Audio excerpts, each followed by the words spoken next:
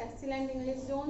आज हम पढ़ने वाले हैं 10th क्लास का थर्ड लेसन, प्रोज का ये लेसन है हमारा। तो प्रोज से हम इसका थर्ड लेसन कवर करेंगे, the Ganga. The Ganga written by Pandit Jawaharlal Nehru. The Ganga lesson जो पंडित जवाहरलाल नेहरू ने लिखा है, ये गंगा के प्रति पंडित जवाहरलाल नेहरू का स्पेशल अफेक्शन है, स्नेह है, जिसको वो व्यक्त करते हैं कि गंगा उन्हें क्यों प्रिय है, गंगा उन्हें क्यों प्रिय रही है।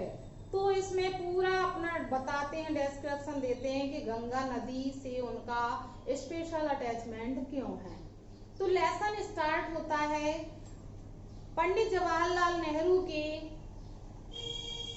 अपने भारत के लोग जिन्होंने, इंडियन पीपल ने जिन्होंने पंडित जवाहरलाल नेहरू को बहुत ही स्नेह किया है, स्नेह दिया है, उनके साथ वर्क किया है, सबको धन्यवाद देते हुए उस लेसन की शुरुआत करते हैं।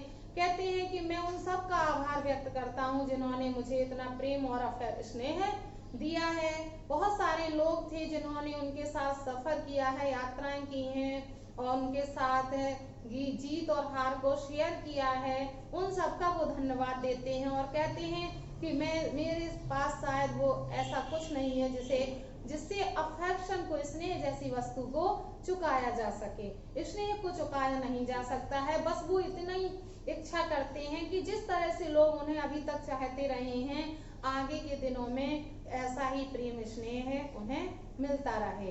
इस तरह से लेसन को शुरू करते हैं और ये लेसन गंगा से जुड़ा हुआ एक सेंटेंस है, एक सेंटेंस है जो गंगा नदी से उनका अट्रैक्शन व्यक्त करता है। तो सबसे पहले वो कहते हैं कि यदि मैं मरूं, जब मैं मरूं, चाहे भारत में या विदेश में, बस अपनी, ये लेसन एक इच्छा पत्र है, विल, इच्छा पत्र, जिसमें वो अपनी इच्छा व्यक्त करते हैं कि जब वो उनकी मृत्यु हो, चाहे वो भारत में हो या विदेश में हो, जब भी वो मरे उनके शरीर को क्रीमेट किया जाए, जलाया जाए, भारत में इलाहाबाद में लाया जाए, गंगा नदी के किनारे उनका दाह संस्कार किया जाए और उनकी अस्थियों को 2 तरीके से वितरित किया जाए। 2 तरीके से कैसे डिस्पोज किया जाए उसमें बताते हैं कि पहला तरीका तो ये बताते हैं कि मुझे क्रीमेट करने के बाद मेरी जो अस्थियां, उनकी मुट्ठी भर अस्थियां गंगा में बहाई जाए। अब गंगा में क्यों बहाई जाए? गंगा में इसलिए बहाई जाए क्योंकि वो बचपन से ही गंगा नदी से बहुत ही अधिक अटैच्ड रहे हैं और गंगा नदी के प्रति उनका स्नेह बहुत रहा है। वो कहते हैं ये कोई रिलीजियस इफेक्ट नहीं है, कोई धार्मिक वो प्रक्रिया नहीं है, जैसा कि हिंदू धर्म में जो कहते हैं कि मरने के बाद अगर हम गंगा में अस्थियों को विसर्जित करेंगे तो मोक्ष प्राप्त होगा, सेल्वेशन मिलेगा। ऐसा कुछ नहीं है। हिंदू होने के कारण गंगा को हिंदू लोग पवित्र नदी मानते हैं, इसके कारण मैं अपनी अस्थियों को नहीं विसर्जित करना चाहता हूँ, बल्कि मेरा बचपन गंगा नदी के किनारे व्यतीत हुआ है। मैंने गंगा नदी के किनारे बैठकर उनके विभिन्न बदलते मूड्स को देखा है। हर मौसम में गंगा को डांसिंग करते हुए, स्माइलिंग करते हुए, और सर्दियों में नहरों से सकरी चलती हुई गंगा नदी को देखा है। मानसून में उमड़ते हुए पानी को देखा है, विशाल वक्षस्थल को देखा है। मैंने गंगा के हर रूप को देखा है। मेरा बचपन गंगा नदी के तले ही गुजरा है। मुझे अक्सर गंगा नदी की जब मैं सोचता हूँ तो मुझे उस विशाल बर्फ से ढकी हुई चोटियों की हिमालय की याद आती है, उस विशाल हिमालय की याद आती है, snow covered poppies of the Himalayas, बर्फ से ढकी हुई चोटियों की याद आती है और उस हिमालय के नीचे के गंगा के उस विस्तृत मैदान की याद आती है जहाँ पर उनका जीवन व्यतीत हुआ है। वो कहते हैं कि उन्होंने गंगा की कहानियों को सुना है, कथाओं को सुना है, उन्होंने देखा है कि गंगा किस तरह से भारत की एक विशेष नदी बनी रही है। युगों युगों से गंगा भारत से जुड़ी हुई है, भारत की कथाओं से जुड़ी हुई है। देश के जो गंगा नदी के किनारे होने वाले जीत हार की कथाएं भी गंगा से जुड़ी हुई थी, वो भी उन्होंने सुनी है। तो वो कहते हैं गंगा नदी भारत का एक सिंबल है, एक प्रतीक है, युगों युगों से भारत का प्रतीक रही है और यही कारण है कि गंगा नदी उन्हें बहुत प्रिय रही है। तो कहते हैं कि गंगा से उनका जो अटैचमेंट है वो उनका बचपन से ही है। यही कारण है कि वो अपनी अस्थियों का एक पार्ट गंगा में विसर्जित करना चाहते हैं।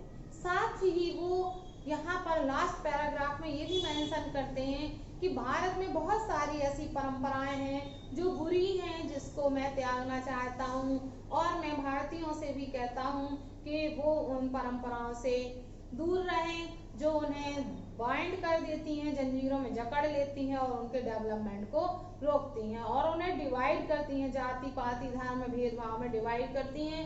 ऐसी परंपराओं को मैं भी त्यागना चाहता हूँ और आशा करता हूँ कि भारतीय भी ऐसी बुरी कुप्रथाओं को त्यागें और अच्छी परंपराएं जो संस्कृति है, मैं चाहता हूँ कि बहुत सारी परंपराओं को छोड़ दिया जाए जो बेकार की हैं, यूजलेस हैं, लेकिन बहुत सारी परंपराओं से मैं अभी भी जुड़ा रहना चाहता हूँ क्योंकि वो हमारे देश की संस्कृति है। मैं उस संस्कृति की चैन की एक कड़ी बनना चाहता हूँ जो वो कड़ी जो सभ्यता के उदय तक पहुँच ले जाती है हमें। तो जहाँ से अच्छी परंपराएं उत्पन्न हुई हैं और उन्हें एक कड़ी करके इस पीढ़ी तक लाया गया है, मैं भी उस चैन की एक कड़ी बनना चाहता हूँ और आशा करता हूँ कि आप सब भी उस चैन को टूटने नहीं देंगे और अपने कल्चर को अपनाएंगे और अपने कल्चर को एक अटूट चैन के थ्रू आगे तक ले जाएंगे। तो वो कहते हैं कि मैं बहुत सारी परंपराओं को तो मैं भी कहता हूँ कि त्याग दिया जाए, लेकिन जो अच्छी संस्कृति है हमारी उसे कभी मैं त्यागना नहीं चाहता हूँ क्योंकि मैं उस संस्कृति का एक हिस्सा हूँ।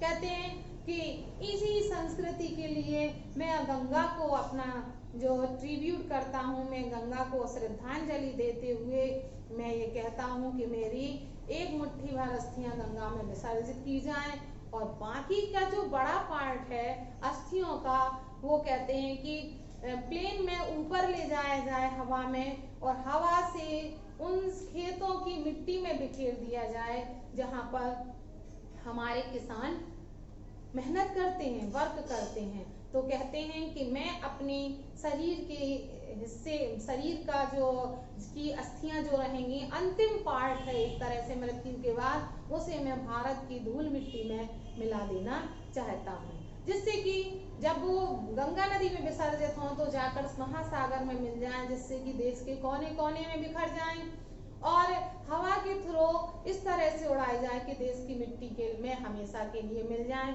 और देश का एक अभिन्न हिस्सा बन जाएं। तो ये पंडित जवाहरलाल नेहरू का एक इच्छा पत्र है, विल पेपर है, इच्छा पत्र है, जिसमें उन्होंने अपनी इच्छा व्यक्त की। मरने से पहले वो अपनी इच्छा व्यक्त करते हैं। इस लेटर को न्यू दिल्ली में वो राइट करते हैं। तो ये एक इच्छा पत्र है जिसको मैंने आपको शॉर्ट समरी में बताया है कि किस तरह से द गंगा लेसन को यहाँ पर डिस्क्राइब किया है। तो अपनी इच्छा के चलते अपने इस बिल पेपर के थ्रू उन्होंने गंगा नदी के महत्व को भी बताया। उन्होंने बताया कि उनके जीवन में गंगा का इतना महत्वपूर्ण स्थान क्यों है। तो ये इस लेसन की समरी पूरी होती है। नेक्स्ट वीडियो में हम इस लेसन को डिटेल से पढ़ना स्टार्ट करेंगे। तो मिलते हैं नेक्स्ट वीडियो में इसके डिटेल स्टडी के फर्स्ट लेक्चर के साथ। आज के लिए इतना ही। आई होप आपको समरी पसंद आई होगी, लेसन समझ में आ गया होगा, वीडियो पसंद आया हो।